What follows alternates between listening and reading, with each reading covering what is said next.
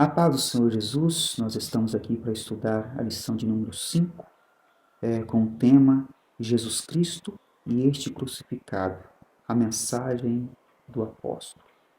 Nesse dia 31 de outubro de 2021, nós estaremos comemorando o dia da Reforma Protestante, que aconteceu em 1517.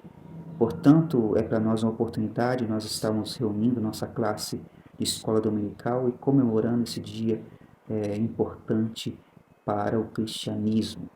Vamos estar lendo nosso texto áureo, que se encontra em 1 Coríntios, capítulo 1, versículo 23.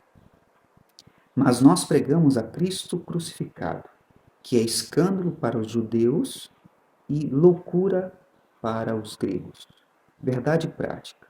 O Cristo crucificado, o centro da mensagem da cruz, é a encarnação da verdadeira sabedoria para a salvação.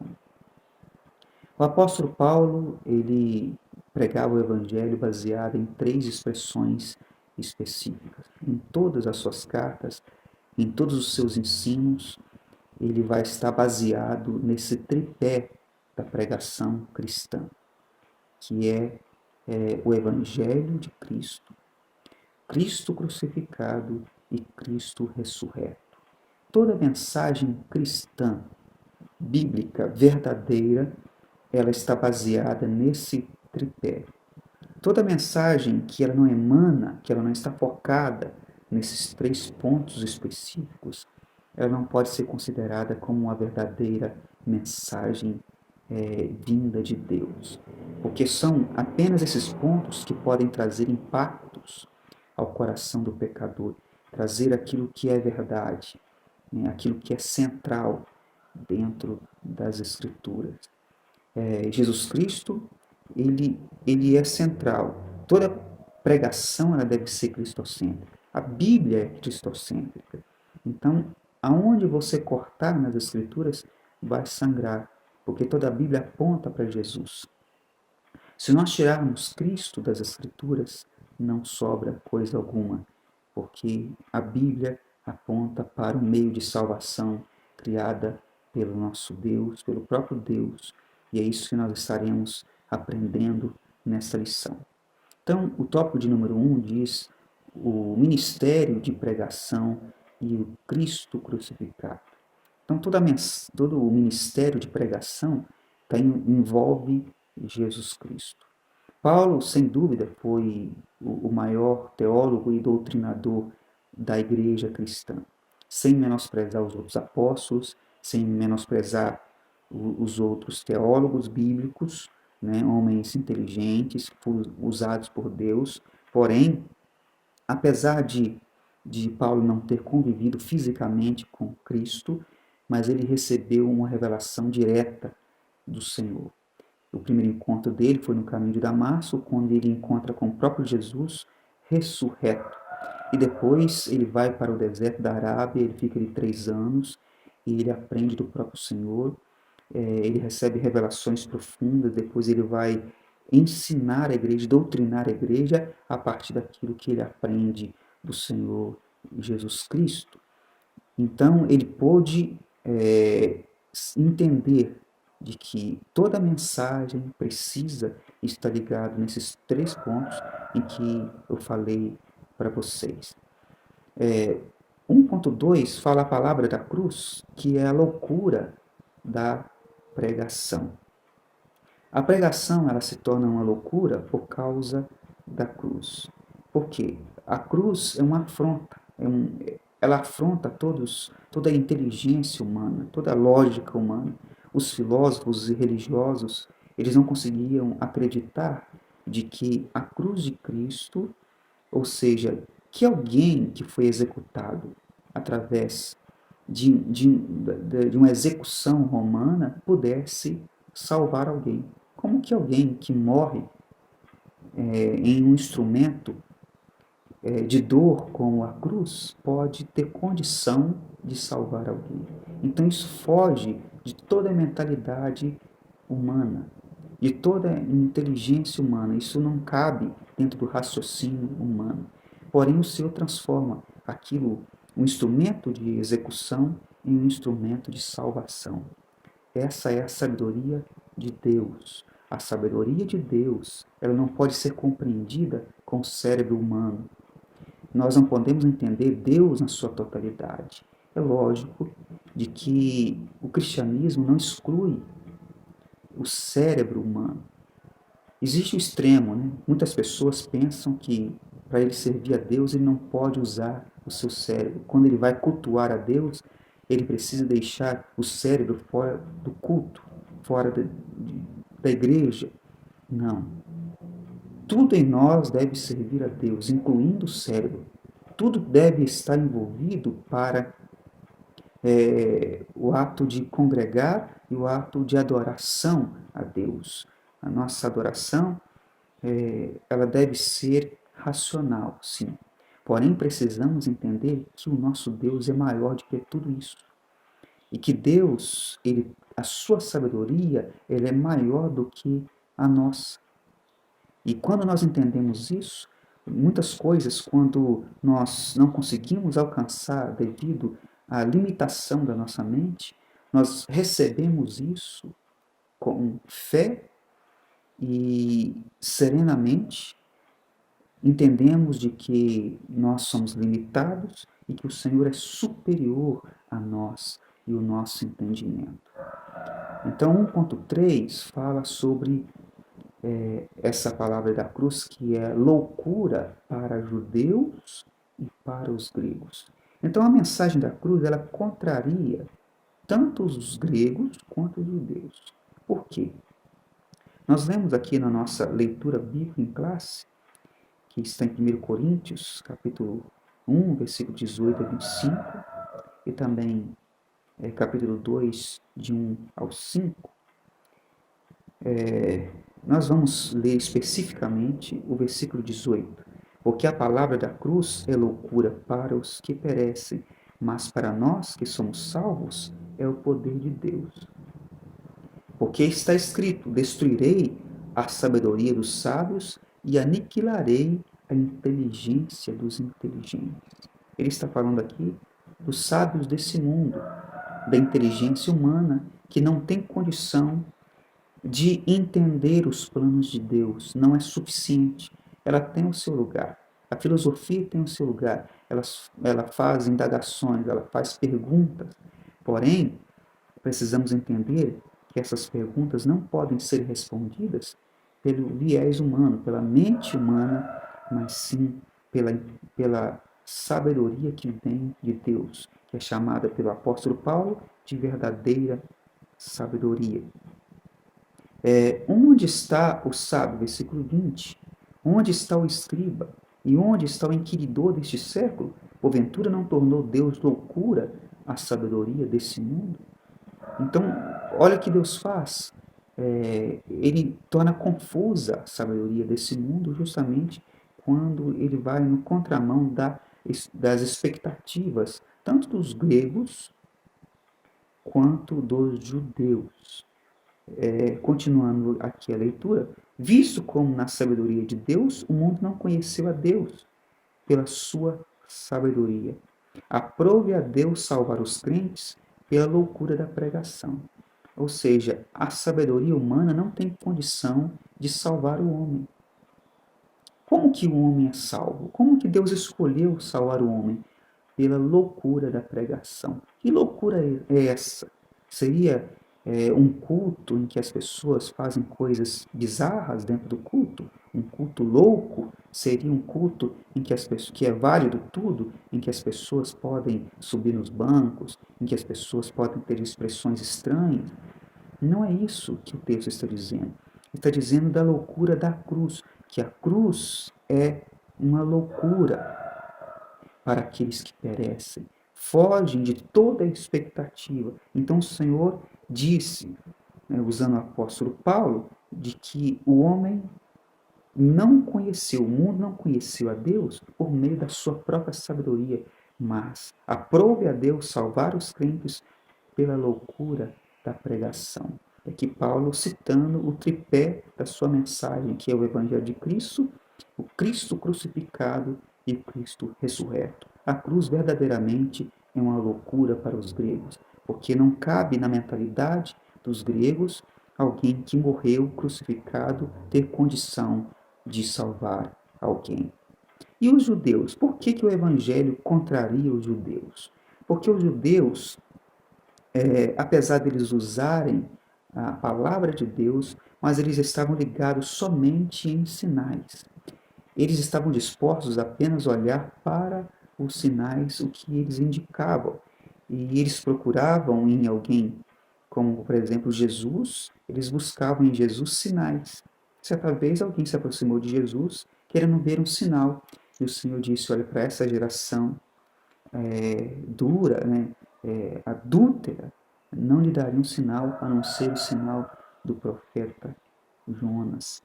E algumas vezes o Senhor negou dar a eles sinais para mostrar para eles que eles deviam se desvincular, desprender um pouco de sinais. E hoje, será que encontramos pessoas assim? Verdadeiramente. Encontramos pessoas que estão ligadas apenas a sinais, sinais do poder de Deus. Eu quero ver sinal do poder de Deus. Só crê em Jesus se alguém se for curado. Ele só crê que Deus está presente se tiver algum sinal específico da presença de Deus. Se ele sentir alguma coisa, se acontecer alguma coisa que fuja do natural. Mas veja bem, a Bíblia vai nos ensinar de que a revelação de Jesus ela vai além dos sinais físicos. Nós estamos vivendo a iminência da volta de Cristo. E o cristão verdadeiro, ele não pode estar preso a apenas sinais da sua segunda volta. Porque Jesus, a vinda dele para arrebatar a sua igreja é iminente. Então, ele pode vir a qualquer momento. Não podemos ficar presos, está acontecendo isso aqui, está acontecendo isso ali, e esperarmos que aconteça alguma coisa para depois prepararmos. Jesus nos ensinou de que não sabemos nem o dia nem a hora. Então, qual é o dever da igreja? Não é ficar ligado aos sinais, não é ficar preso a sinais, porque os judeus ficaram presos a sinais e perdeu a primeira vinda de Jesus. O que nós precisamos fazer para não perdermos a segunda vinda de Cristo, o arrebatamento da igreja? Não é ficar ligado, vendo, observando os sinais. Nós precisamos estar pronto, como ali a parábola das 10 virgens. Precisamos ser as virgens prudentes, que têm a lâmpada acesa, mas que também têm reservas de azeite. Precisamos estar prontos, preparados. Esse é o dever da igreja. Então é por isso que os judeus ficaram contrariados com a loucura da pregação. E por quê? Porque a cruz de Cristo, a mensagem de Cristo, ela não tem sinais como seu ponto principal, apesar disso fazer parte do Evangelho, mas não é o ponto principal. Não faça do Evangelho um meio de espetáculo. Né? Muitas pessoas fazem isso, usam o Evangelho como um meio de espetáculo e de Deus ele pode curar. Nós cremos nisso. Deus ele pode. É, pessoas endemoniadas são libertas. Grandes coisas acontecem. Mas não se apegue a isso. O Evangelho vai além disso. O Evangelho está acima dessas coisas. Isso que nós precisamos compreender. Vamos para o tópico de número 2.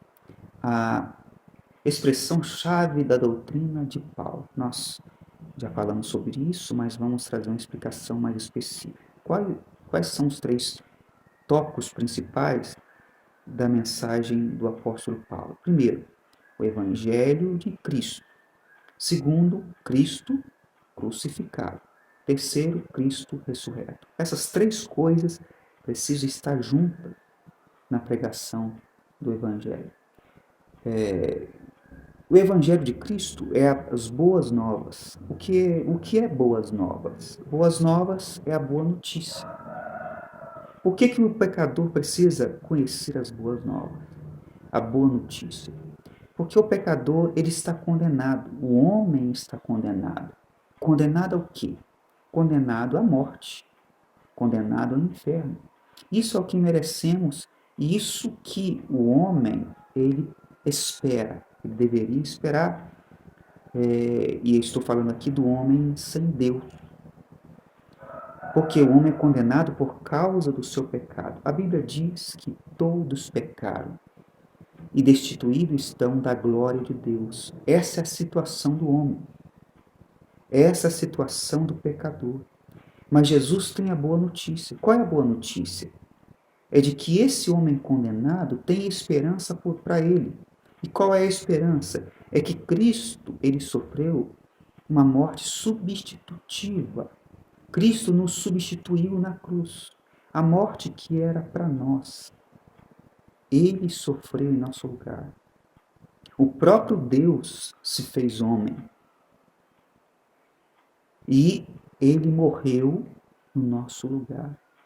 Ou seja, não precisamos mais sofrer a condenação do pecado quando nós recebemos a Jesus na nossa vida. Veja então a importância desse tripé da pregação do Evangelho. O Cristo, aquele que se doa em nosso lugar, ele dá para nós uma boa notícia. Tudo está perdido, tudo caminha para a destruição, mas Jesus tem a esperança. Ele tem uma notícia que nos chama a atenção. Quantas pessoas que ficam olhando os jornais, se alguma coisa vai melhorar, ficam olhando na internet, buscando notícias mais recentes, tentando se apegar a isso, dizendo, será que vai melhorar hoje, vai melhorar amanhã? Não, não espere. Não espere melhora neste mundo, mas espere em Jesus. Que a nossa esperança esteja em Cristo, porque Ele é que tem as boas novas, ou seja, a notícia boa que o nosso coração anseia. Então, o item de número 2 fala de Cristo crucificado. Por que isso tem que fazer parte da nossa pregação? O Cristo crucificado. Porque o próprio Deus, ele morre em nosso lugar. Como eu já disse aqui, essa morte é uma morte substitutiva. O pecador precisa entender que o pecado, o salário do pecado é morte. Então, o ser humano, se ele não buscar a Deus, se ele não vir a Cristo, o que lhe espera é o inferno e a condenação. Mas a cruz de Cristo, ela nos garante de que nós, então, seremos absolvidos do nosso juízo, do juízo que vem sobre nós, da condenação que vem sobre nós. O Deus, como justo juiz, ele há de julgar os delitos e os pecados dos homens. Mas quando nós recebemos Jesus na nossa vida e cremos na pregação do Evangelho, na pregação de Cristo crucificado, que é loucura para os que perecem, mas para nós que somos salvos é o poder de Deus. Que poder de Deus é esse? É o poder de salvar. É aquilo que os filósofos não têm.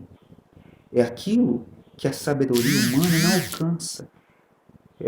Todo conhecimento humano não tem poder de salvar, mas a cruz de Cristo, o Evangelho da cruz de Cristo tem o poder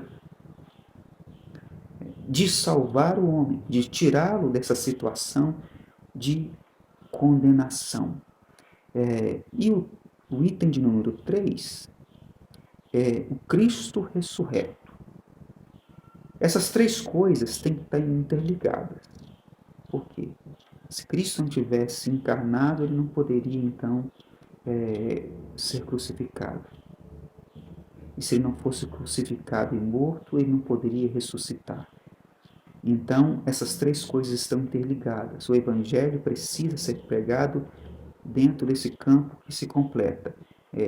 O Evangelho de Cristo, Cristo crucificado e o Cristo ressurreto. Se Jesus não tivesse ressuscitado, tivesse apenas morrido, mas não tivesse ressuscitado, como Paulo ensina em 1 Coríntios, capítulo 15, versículo 14, seria vã a nossa fé e vã a nossa pregação. Toda a nossa vida cristã seria em vão, não teria nenhum valor se Jesus não tivesse ressuscitado. Estaríamos perdendo nosso tempo servindo a Deus. Mas o Evangelho não para por aí. Jesus não apenas morreu, mas ele ressuscitou. Muitas pessoas morreram por causa da palavra de Deus. Muitos profetas, os apóstolos, todos eles morreram. Apenas João não morreu por morte de execução, mas morreu de morte natural. Todos os outros apóstolos morreram por execução, mas eles foram apenas um mártir. Se Jesus tivesse apenas morrido, ele seria um mártir e não poderia nos salvar, mas ele venceu a morte. Foi pelo fato de Jesus vencer a morte é que ele pôde nos salvar. Ele assumiu a posição humana e no fato dele assumir toda a posição humana e vencer a morte, é que ele pôde nos salvar. Então não é vã mais a nossa pregação e não é vã a nossa fé. A nossa fé tem fundamento. Fundamento em que? Nessa fé, nessa pregação que é loucura para o mundo, de um Deus que se faz homem e entrega a sua vida, ele assume toda a fraqueza humana.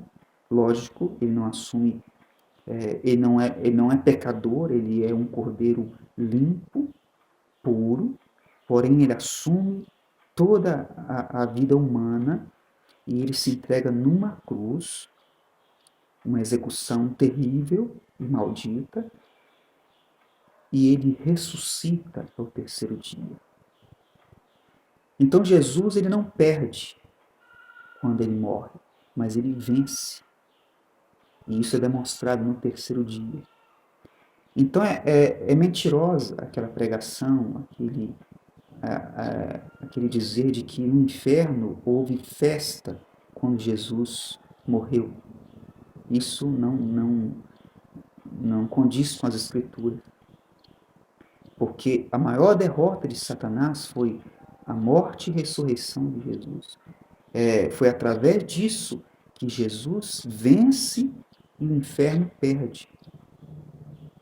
O inferno perdeu com a morte e ressurreição de Jesus.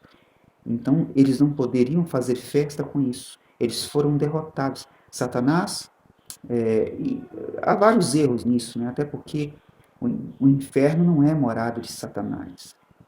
Nós sabemos disso. E aquele dizer também de que o Senhor, eu era criança quando eu via essas pregações, e de que o Senhor ele morreu e ele esteve no inferno, e ali ele tomou a chave das mãos do diabo. Primeiro que o diabo nunca teve chave do inferno e da morte. Jesus disse, eu tenho a chave da morte e do inferno. Jesus ele dá uma afirmação de que ele tem posse, ele tem controle. A palavra, a chave aqui demonstra, então, a posse. O Senhor ele tem posse da morte, ele tem controle da morte e do inferno. Satanás não tem controle sobre a morte e sobre o inferno. Só Jesus tem isso, porque ele tem a chave. E Satanás ele não fez festa quando Jesus Cristo morreu e ressuscitou, de forma alguma, porque nisso está a sua derrota e a vitória de Jesus Cristo. Vamos então para o tópico de número 3, os efeitos, né, na mensagem da cruz. O que a mensagem da cruz pode provocar no coração do pecador? Essa pergunta que nós precisamos fazer. O que acontece dentro de nós? Qual é o efeito de sermos salvos? O que isso muda?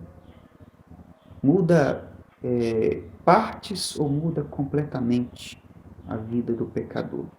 Então, o item de número 1 diz, uma vida no poder de Deus. Quando nós somos salvos em Cristo, nós temos poder contra o pecado e contra o mundo.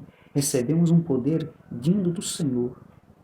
Então é por isso que o crente pode vencer, que o cristão pode suportar esse mundo e vencer. Assim como Jesus venceu, nós podemos vencer. Por quê? Porque nós temos alguma capacidade? Não. É porque a mensagem da cruz nos dá poder, nos empodera contra o pecado, nos dá condições contra o pecado, já que agora todas essas coisas não têm mais domínio sobre nós, nós fomos libertos. A libertação é um efeito da cruz de Cristo. É por isso que essas coisas têm que ser expostas ao pecador. Uma mensagem filosófica apenas, ela não tem resultado nenhum.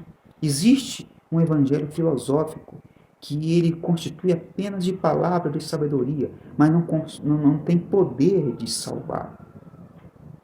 Eu disse aqui, nada contra o conhecimento. Pelo contrário, a Bíblia diz que todos os seus ministros precisam manejar bem a palavra do Evangelho. Paulo era um exemplo disso.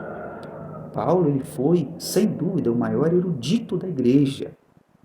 Então, o problema não é a erudição, não é o conhecimento, mas o tipo do conhecimento e como isso é aplicado, como que isso é usado. A filosofia em si mesmo, ela não tem poder de transformar o homem.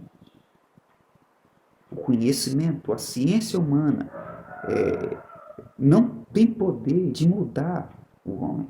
Pode, às vezes, provocar alguma coisa temporária, mas não pode salvá-lo de verdade. Só Jesus pode transformar, trazer esse efeito de nova criatura. Não é uma maquiação, não é algo temporário, mas ele provoca em nós uma transformação, um novo nascimento. Só o Evangelho pode fazer isso. O item de número 2 diz uma vida de humildade. Por que o Evangelho provoca no cristão uma vida de humildade?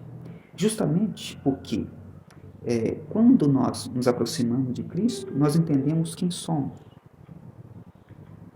Porque a filosofia ela é narcisista, ela é humanista, ela aponta só para o homem, para os dotes humanos, aponta para a inteligência humana, para a capacidade humana. O Evangelho não faz isso. O ser humano não é o centro das atenções de Deus. O centro do universo não é o homem, é Jesus. Existia um homem chamado Nicolau Copérnico. Nicolau Copérnico, ele contrariou a ciência do seu tempo, que dizia de que todo o universo girava em torno da Terra, o Sol e todo o universo. Eles orbitavam em volta da Terra. Porém, Nicolau Copérnico ele apareceu mostrando o seguinte: é o contrário, pessoal. É a Terra que gira em torno do Sol. Tudo gira em torno do Sol. Então esse homem, ele contraria o pensamento da ciência do seu tempo. E o que Nicolau Copérnico fez para o mundo, Jesus fez para nós. Ele nos mostra que o centro não somos nós, que o mundo não gira em nosso redor. Por isso, as coisas não acontecerão como nós queremos, porque o mundo não gira em nosso redor, que Deus não é o nosso servo, que Ele não gira em nosso redor e que Ele não está aqui para satisfazer nossas vontades pessoais. Apesar que, por sua graça, Ele pode fazer muitas coisas. Ele pode nos curar, Ele pode nos dar muitas coisas que precisamos, mas nós precisamos entender que nós não somos o centro do universo. O sol da justiça é Jesus. E nós é quem devemos girar e estar em volta, em torno de Jesus. É nós a que giramos em torno de Cristo. Ele é o centro de todas as coisas. E isso traz para nós humildade, porque nos coloca em nosso lugar. Faz com que nós venhamos perder esse pensamento narcisista, humanista da filosofia humana e passamos a viver pela verdadeira sabedoria. A verdadeira sabedoria que para o mundo é um escândalo. Veja o versículo 23 de 1 Coríntios, capítulo 1. Porque os judeus pedem sinal e os gregos buscam sabedoria, mas nós pregamos a Cristo crucificado, que é escândalo para os judeus e loucura para os gregos. Mas para os que são chamados, tanto judeus como gregos, lhe pregamos a Cristo, poder de Deus e sabedoria de Deus. Então o Evangelho é a sabedoria de Deus e não sabedoria humana. Então a sabedoria de Deus mostra que o homem ele é um pecador condenado. Ele precisa ser justificado por Cristo, substituído, né, pelo sacrifício de Cristo. E quando nós olhamos para isso, nós somos envolvidos de humildade, pensamos, olha, se não fosse Jesus, estaríamos perdidos. O ponto 3, para finalizarmos, é uma vida na dependência de Cristo. Isso é, então, nós estamos falando aqui dos efeitos da mensagem da cruz, e o último efeito que estaremos estudando nessa oportunidade é que é produzido em nós uma dependência total de Cristo.